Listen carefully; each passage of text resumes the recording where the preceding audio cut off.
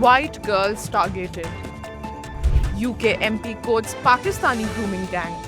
Vulnerable children sexually abused. Sickening act that started in the 90s. This is the horrific past of the grooming gangs.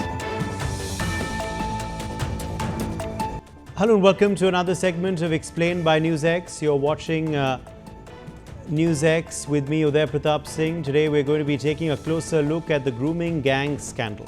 Grooming refers to the manipulative tactics predators use to exploit vulnerable children or adults. It often involves building trust, isolating victims from their support networks and gradually normalizing abusive behavior. In the UK, grooming gangs, organized groups, usually of men, have targeted vulnerable children, particularly girls, using these systematic methods to coerce and exploit them sexually. It followed disclosures over many years that thousands of girls and women across the UK towns and cities were groomed and raped by street-based groups.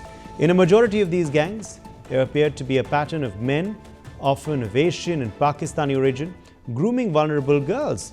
Nearly all of the cases were historical and date back to the 90s and 2000s. The British government has announced a national inquiry into organised child sexual abuse following the release of a damning report by Baroness Louise Casey that criticised decades of institutional failure to protect children from so-called grooming gangs.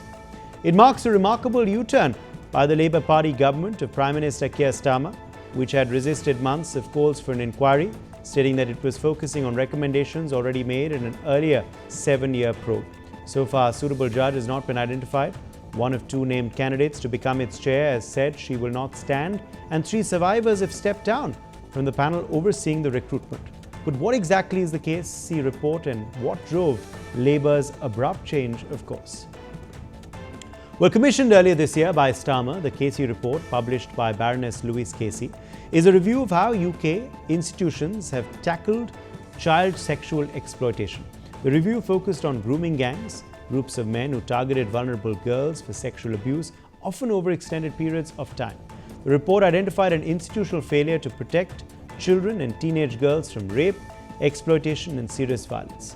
Amongst its recommendations, the Casey report suggested a change in the law so adults in England and Wales face mandatory rape charges if they intentionally penetrate a child under age 16. In her report, Casey concluded that too many grooming cases have been dropped or downgraded from rape to lesser charges because a 13 to 15-year-old is perceived to have been in love with or have consented to have sex with the perpetrator. A review also highlighted reluctance by authorities to examine the ethnicity of the offenders, saying it was not racist to do so.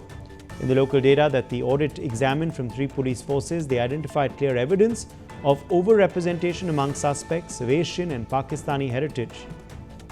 However, the review also criticized the ongoing failure to collect ethnicity at a national level, with it not recorded for 2/3 of perpetrators, making it impossible to provide any accurate assessment from the nationally collected data. The issue has prompted a national inquiry aimed at uncovering the scale of grooming, understanding why authorities failed to act, and recommending reforms to prevent future abuse. However, the inquiry is now in turmoil. 4 members of the Victims' Liaison panel have resigned, accusing Safeguarding Minister Jess Phillips of dismissing their concerns and attempting to broaden the inquiry in ways that could downplay the racial and religious dimensions of some abuse cases. These women on the panel are all survivors of grooming gang abuse themselves.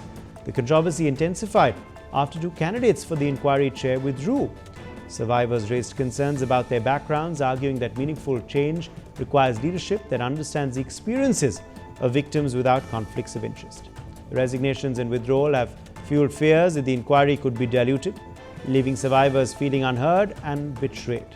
This crisis highlights the broader societal and systemic failures that grooming exposes. Vulnerable children were exploited, often over extended periods, while institutions designed to protect them failed to intervene. Experts say understanding the social, economic and cultural factors behind grooming is essential to tackling it effectively. Survivors insist that the inquiry must remain focused on their experiences, ensuring their voices are central. While the government has expressed support for Minister Phillips, the situation underscores the delicate balance between political oversight and the need for survivor-led guidance. The inquiry's success depends on addressing these tensions and delivering tangible reforms. In essence, grooming in this context is not just a criminal act, it's a systemic failure. The ongoing inquiry represents an opportunity to hold perpetrators accountable and prevent future abuse, but only if the voices of those affected remain at the heart of the process. The inquiry has also faced turbulence, though, at the top.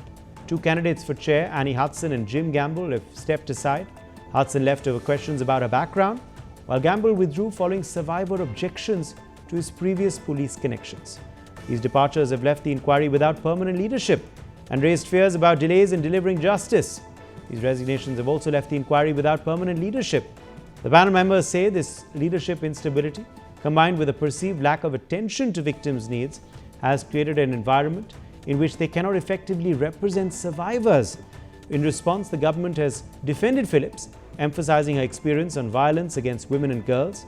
Meanwhile, Louis Casey, with a track record on social justice, has been brought in to provide oversight and guidance.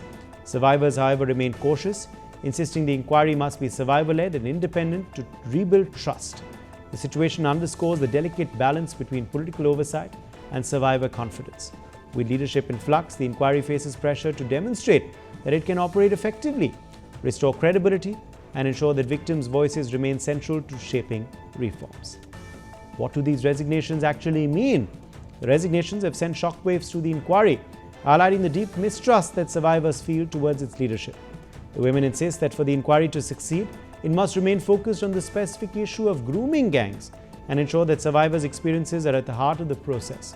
Without that, they say victims risk being silenced, and the systemic failures that allowed these crimes to continue could go unaddressed. The women have also set out 5 conditions for their possible return, including the appointment of a judge as chair, a clear focus on grooming gangs, and guarantees that survivors can speak openly and safely about their experiences. Their resignations are not just a protest, they are a statement that survivors will not compromise on how their stories are heard and acted upon. The inquiry is now at a critical crossroads. The resignations underscore the challenges of balancing political oversight with the need for survivor-led guidance. The men who preyed on them were predominantly Muslim, generally either from Pakistan or of Pakistani heritage. One of the victims from Dewsbury was told by her rapist, I quote, "We're here to f*** all the white girls and f*** the government." Will the minister accept that, in many cases, these crimes were racially and religiously aggravated?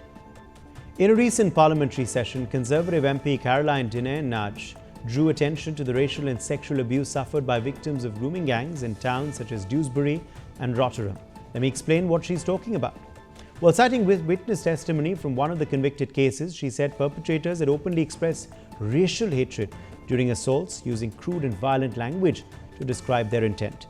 Dineen-Nagy argued that acknowledging the racial motive behind these crimes is vital to protecting victims and preventing future systemic failures. Dineen-Nagy's comments came during a debate on child exploitation and community safety, where she urged officials to avoid cultural insensitivities that, in her view, have previously deterred police and councils from confronting offenders of Pakistani heritage. She said the victims' accounts revealed that these were not random attacks, but targeted abuse driven by racial contempt. The MP's remarks reignited a long-running national conversation about the handling of grooming gang crimes and whether law enforcement agencies downplayed them for fear of appearing racist. Several inquiries since 2022 have confirmed multiple convictions of men of Pakistani background for offences involving white British girls. The resignation and leadership turmoil show just how delicate and complex this inquiry has become. As the government works to stabilise the inquiry and bring in trusted leadership, the pressure is on to restore confidence, deliver justice, and ensure that the systemic failures of the past are not repeated. We will continue to follow this story closely and bring you updates as the inquiry moves forward. For now, it's clear that the road to accountability and reform remains long, but survivor voices remain at the heart of the fight for justice. White girls targeted. UK MP quotes Pakistani grooming gangs. Vulnerable children sexually abused. Sickening act that started in the 90s. This is the horrific past of the grooming gangs.